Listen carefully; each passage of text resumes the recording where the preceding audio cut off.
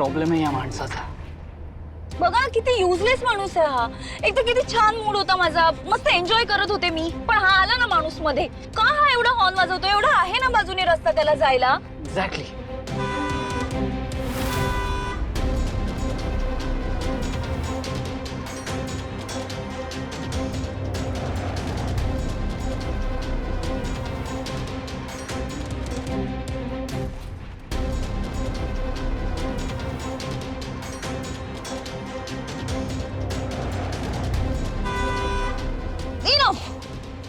Mister Kanitkar, आत्ताच्या आत्ता गाडी बाजूला थांबवा. ह्याला धडा शिकवतेय मी. नाही, ह्याला चांगलंच सुनावते आता. बघा तू. मिस जान्हवी, आपण असं काही करणार नाही आहोत. आणि उगाच कशाला ना कोणासोबतही असा वाद घालायचा. अहो, या अशा माणसाशी वाद घालायलाच पाहिजे. मूर्खासारखं वागतोय तो, आणि यासाठी त्याला अद्दल घडवायलाच हवी. तुम्ही गाडी घ्या बाजूला. नाही नाही मिस जान्हवी, आपण असं अजिबात काहीच करणार नाही आहोत. ओके?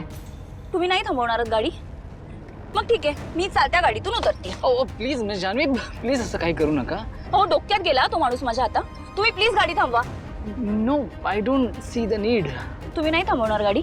तुम्ही जाऊ दे, मी उघडतेच आहे दार. Miss Janhvi, okay, wait wait wait wait. Okay, मी थांबतो.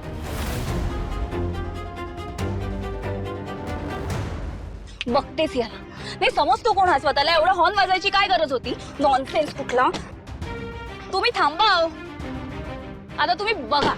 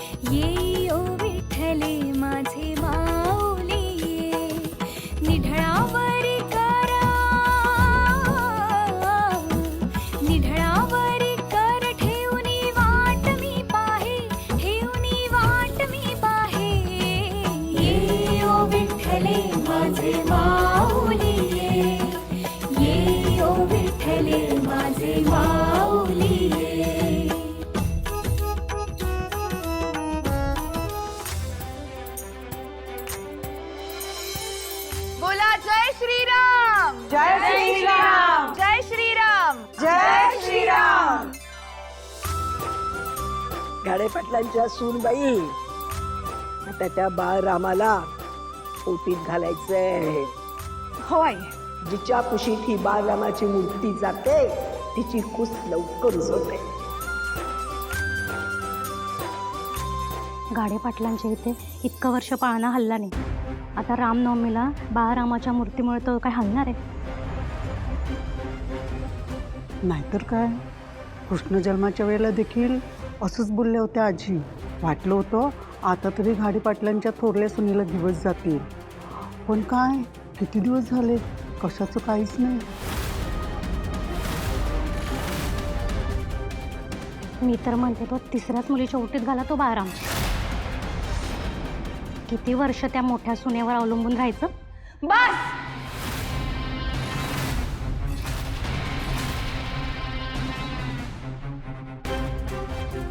यापुढे एक शब्द जरी बोललात ना कोणी तर याद राखा.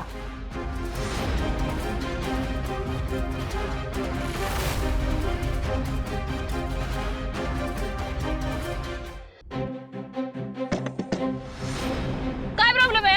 हा, एवढा रस्ता दिसत नाहीये तरी मुद्दाम हॉर्न वाजवत होतास. ऐकायला येत नाहीये? तू काच खाली घे आधी. हॅलो, तुझ्याशी बोलतेय. काच खाली कर. नाही, तुला चांगला धडाच शिकवते मी. आम्ही चांगले चाललो होतो, तुला दिसत नव्हतं का?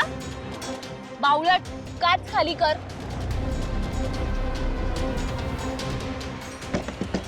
तुझ्याशी बोलते, ऐकू येत नाहीये? ऐकायला येत नाहीये का? ए, अरे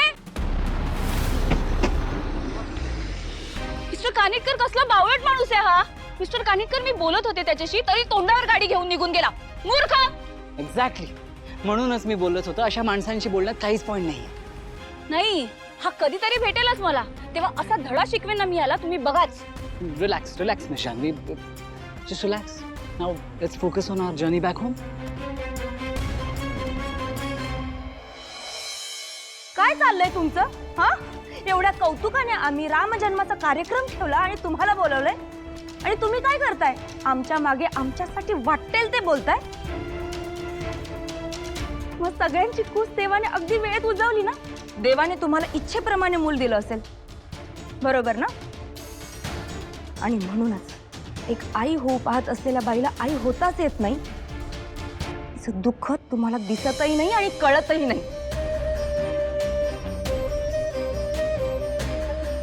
आधीच ज्या बाईला मूल होत नाही म्हणून ती बाई स्वतःला शून्य समजत असते, स्वतः झगडत असते.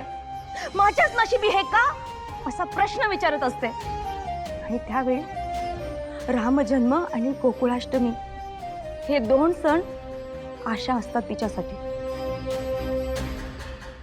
निदान पुढच्या वर्षी तरी आपल्या पदरी मूल असेल म्हणून ती सगळ्या कार्यक्रमात सहभागी होते. अशा वेळी तुम्ही काय करताय? काय करता? तिला बोचेल असं बोलता?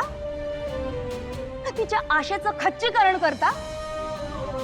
अरे, एक बाई असून तुम्हाला तिचं दुःख कळत नाही, तिच्याशी कसं वागावं हेही कळत नाही. अगदी बरोबर आहे तुमचं बहिणी. आपल्याकडे बायकांना प्रश्न विचारणं, त्यांना बोल लावणं म्हणजे सगळेजण स्वतःचा अधिकार समजतात. म्हणजे बघा ना, मुलगी एकदा वयात आली की लगेच प्रश्न सुरू होतात. आता हिचं लग्न कधी? लग्न झालं की पुढचा प्रश्न तयार. आता मूल कधी?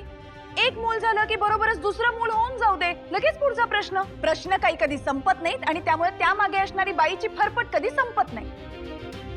लग्न, मूल यावरूनच कायम बाईची किंमत ठरवली जाते. चुकीचं आहे ना हे. आपण एखाद्या बाईला लागेल असं कसं काय बोलू शकतो? आणि आपण बायकाच एकमेकांशी असं वागायचं किती चुकीचं आहे हे.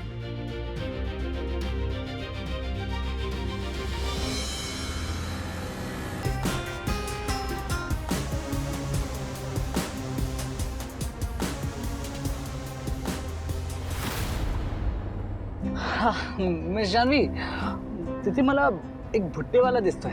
आपण खायचा का? हो, म्हणजे ट्रॅव्हल करताना अशा गोष्टी एन्जॉय करणं इज अ मस्ट ना. हो हो चालेल, मलाही बुट्टा खूप आवडतो. थांबा तुम्ही तिथे गाडी, खाऊयात आपण. या,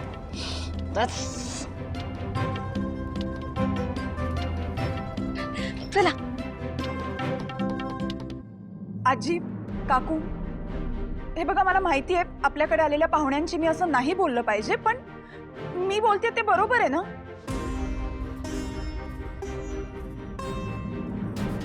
हा कसला पाहुणचार? ही काय पाहुणचार करण्याची पद्धत आहे? घाडे पाटलांच्या घरी आम्हाला अशी वागणूक मिळेल असं कधीच वाटलं नव्हतं. आणि तुम्ही गाडे पाटलांच्या घरी सणाला येऊन त्यांच्याच सुनांना असं बोलाल असंही आम्हाला कधी वाटलं नव्हतं. काकू, आजी, मी काही चुकीचं बोलते?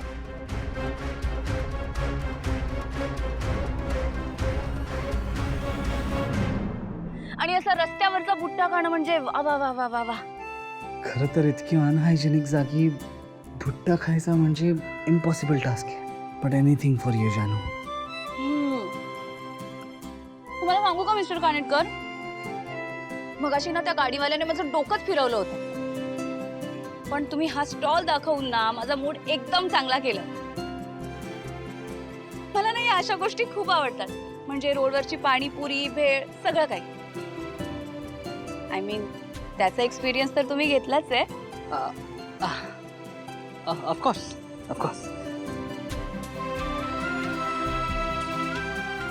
म्हणजे तुम्हाला सांगते, मी आणि माझी भावनाताई दर संडेला अशा फिरायला जायचो आणि येताना जाम स्ट्रीट फूड खातो. एवढी मज्जा यायची ना, काय सांगू. जानू, किती दिवसांनी असं आपण दोघंच लॉंग ड्राईव्हला आलोय. तू अशी मनापासून बोलतेस, असं वाटतंय हा मोमेंट कधीच संपू नये.